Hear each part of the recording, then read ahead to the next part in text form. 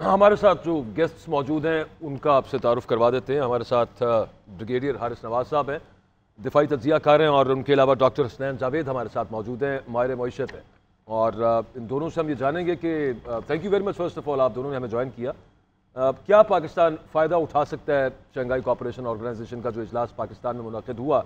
और इमरान याकूब खान साहब senior तज्जिया car हमारे साथ लाहौर स्टूडियोज़ में मौजूद हैं। अस्सलाम वालेकुम इमरान साहब, कैसे मिजाज से? अल्लाह के एहसान, आप खैरियत से? अल्हम्दुलिल्लाह बिल्कुल ठीक तो ठाक। आपको मुबारक हो कि एससीओ कॉन्फ्रेंस बड़ी पूरअमन तरीके से, सबको मुबारक हो सर, ये तो सबके लिए अच्छी बात है। ज़बरदस्त हो गया। आपने तकरीर देखी होगी सर, इंडियन फॉरेन मिनिस्टर की जो है, बड़ी पॉजिटिव तकरीर है। और एक वो नवाज शरीफ साहब ने जो मुलाकात की थी इंडियन जर्नलिस्ट से, यूँ लग रहा है कि जैसे पिछली दफ़ा पिछले एससीओ इजलास में और उससे पिछले में इंडिया का बिल्कुल ही बड़ा स्टिफ और बड़ा तल्ख सा रवैया था। ये बड़ी चेंजिंग आई है, क्या चक्कर है सर ये?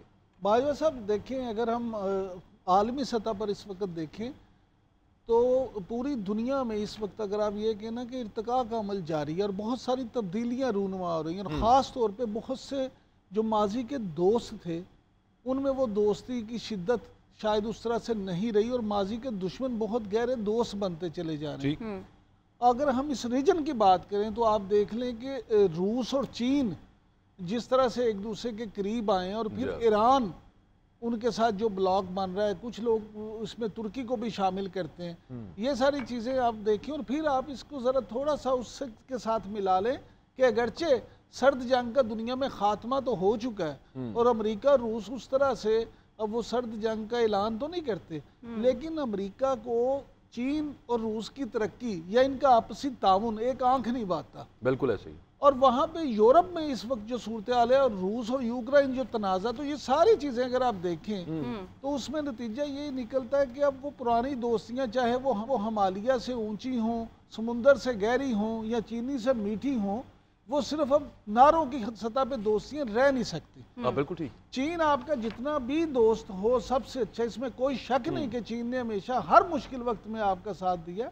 लेकिन एक बात आपको अब ये भी देखना पड़ेगी कि दहशत गर्दी के जो पे दर पे वाक़यात हुए हैं, उससे चीन के साथ आपके जो ताल्लुकात हैं वो भी मुतासिर हुए, और ना सिर्फ मुतासिर हुआ बल्कि चीन ने तो बहुत इस पे एहतजाज भी किया। वो तो स्पेशली टारगेट चाइना को किया गया सर, इसीलिए मैं यही इसलिए अर्ज कर रहा हूँ कि जब दुश्मनों ने ये देखा कि चीन और पाकिस्तान सी पैक और ये सारी चीज़ें और तरक्की, और फिर यही जिस ब्लॉक की मैं बात कर रहा था, तो ये सारी चीज़ें जो है ना वो इस वक्त इस तरह से है कि एससीओ की अहमियत मज़ीद बढ़ गई है। ये कॉन्फ्रेंस अब सिर्फ एक ये नहीं है कि इस तरह की कॉन्फ्रेंस हो कि हम कि वो आए बैठे बातें की, खाना खाया और चले गए। इसके अब दूररस नताइज होंगे, और ख़ास तौर पे जैसे अभी आप अपने इंट्रो में भी बता रहे थे कि एक तो होता है कॉन्फ्रेंस हो गई और चीज़ें ख़त्म हो गई, साइड लाइन जो चीज़ें हैं, जैसे रूस से बहुत सारे बिजनेसमैन आए हैं, वज़ीर आज़म चीन के जो हैं उनकी सदर मुमलिकत से मुलाकात होना, वज़ीर आज़म से मुलाकात होना, फिर उनके साथ जो बिजनेसमैन आए हैं, जो मुआहदे हो रहे हैं, ये सारी चीज़ें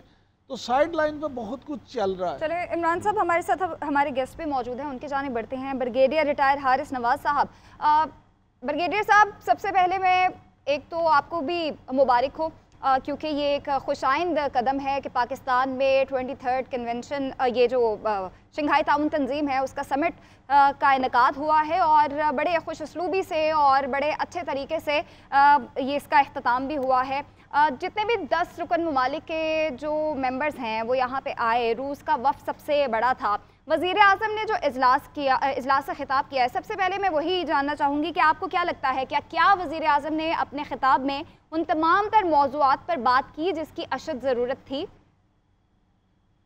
ये I think prime minister Pakistan ने बहुत ही बैलेंस तरीके से ये तकरीर की बात की है, और उन्होंने जो इलाकाई इम्पोर्टेंट चीज़ें थी उनको तो पहले जिक्र किया और बड़े हाईलाइट किए।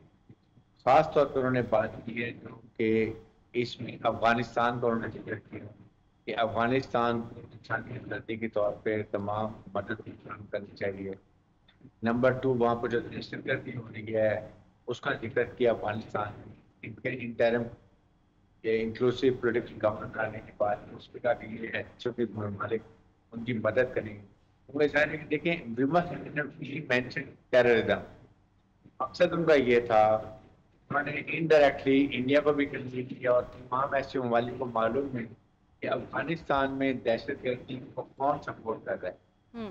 It's not only Afghan interim बल्कि वहाँ पर इंडियन एम्बेसी में PLA, BLF, TTP, दाइश तमाम की मीटिंग होती है, प्लानिंग होती है कि बलूचिस्तान में कैसे आपने दहशतगर्दी करनी है, कैसे वहाँ पर आपने सेपरेटिस्ट को सपोर्ट करने हैं, और उसके बाद CPEC मनसूबा आप किस तरीके से नाकाम करें, क्योंकि CPEC मनसूबा बेसिकली एक वो नहीं चाहते कि बॉर्डर ऑपरेशनलाइज हो, और फिर इंटर कनेक्टिविटी जो चाहिए जो ये मैं बात की।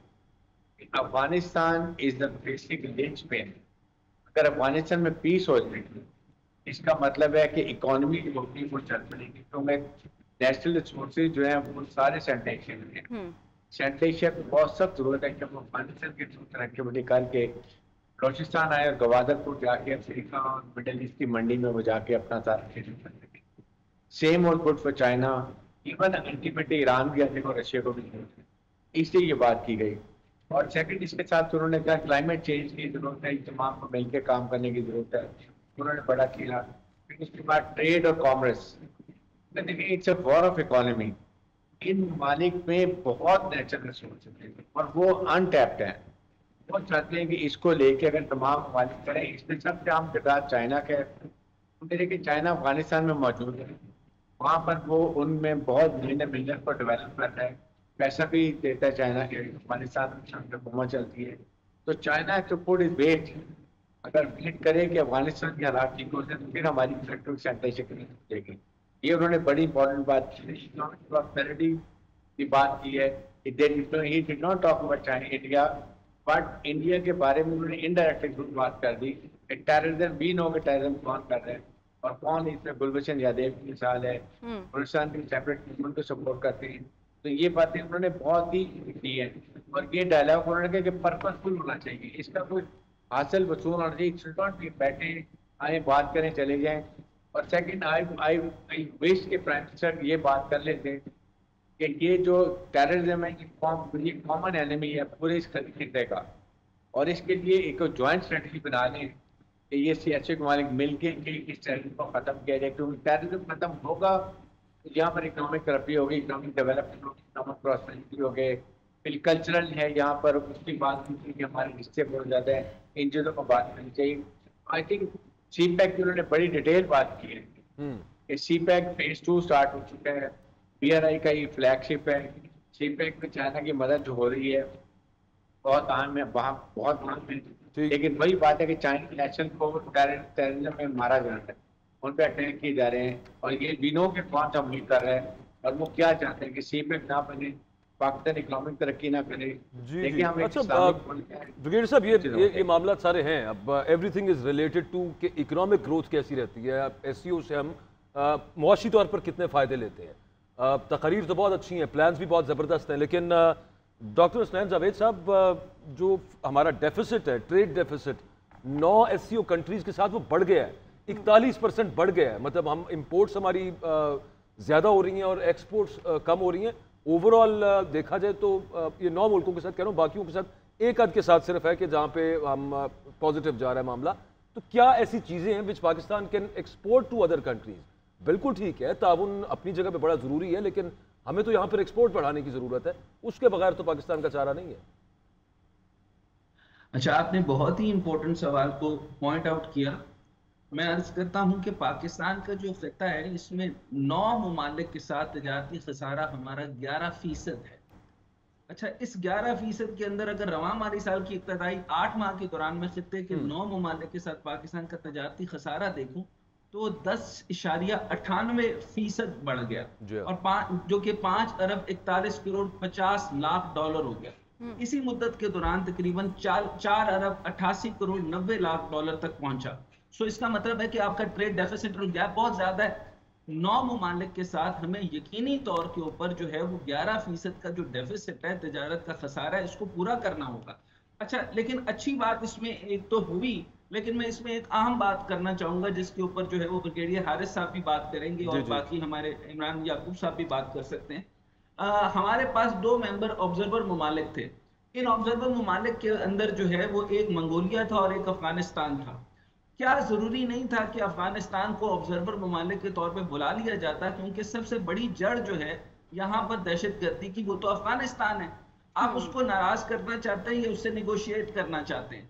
तो जंग तो आखिरी मामला होता है, अस्करियत तो आखिरी मामला होता है। तो उससे बेहतर था कि ऑब्जर्वेशन के लिए हम उनको बुला लेते और उनके साथ निगोशिएशन होते। वजह यह है कि ताजिकिस्तान, तुर्कमेनिस्तान, काजाकिस्तान, इनके अंदर LNG और कोई भी मामला मुआहदा करते हैं तो हमें वाया अफगानिस्तान रूट लेके आना होगा, यानी जितने भी पाइपलाइंस है हमें अफगानिस्तान के थ्रू पाकिस्तान लाने हैं।